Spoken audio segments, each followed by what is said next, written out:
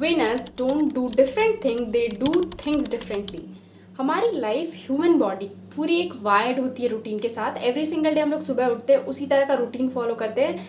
अगर हमें स्कूल जाना है, कॉलेज जाना है, ड्यूटी जाना है, ऑफिस जाना है, किसी भी काम में हम वो सेम रूटीन फॉलो करते हैं. वहाँ से आते हैं, उसी तरह खाते पीते हैं और सो जाते हैं. तो इसकी वजह से हमारी लाइफ ना कभी कभी मोनोटोमस और बोरिंग लगने लगती है कि लाइफ में तो कुछ इंटरेस्टिंग हो ही नहीं रहा.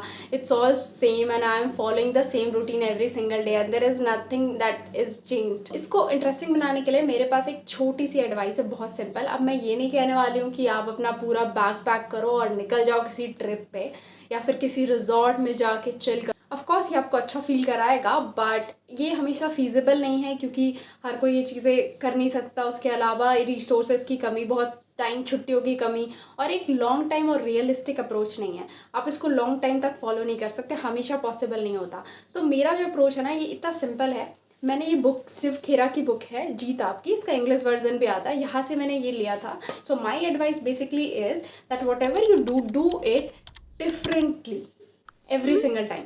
हर बार ना आप उसी काम को अलग ढंग से कर सकते हो. जैसे अगर आप रोज़ ऑफिस जाते हो और एक बेसिक सेम पाथ फॉलो करते हो, चेंज द रूट. वॉक पे जाते हो, take a path that you have never taken before. एक ऐसा रास्ता चूज़ करो जिस पे आप नहीं जाते हो.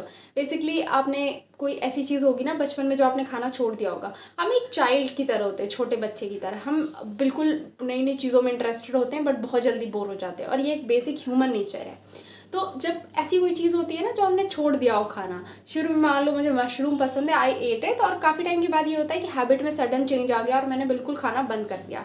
गो to a restaurant and order the same food and try it once. उसके अलावा आप क्या कर सकते हो, जैसे कि अगर आपको खाना बनाना पसंद है और बेसिकली आप डेली सेम ही चीज़ खाते हो, ये एक रिपीटेशन हो जाता है. So avoiding that repetition, what you can do, go online, search for a recipe that you have never tried before and cook it and give it a try and you will feel much better.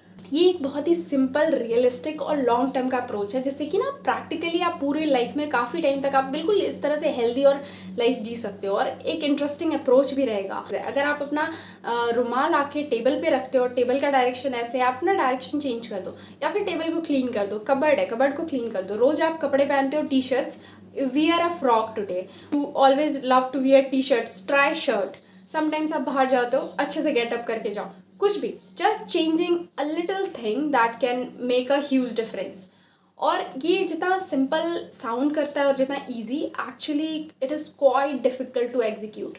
क्योंकि every single time जब आप कोई चीज़ change करने जाओगे तो हमारी जो habits है ना, वो कभी ना कभी प्रॉब्लम क्रिएट करती है कि अरे यार ये करना है. But try, give it a try, you will never feel the same about your life. You will always feel it's an interesting place and you are living, you are doing something amazing, you are living in a harmony.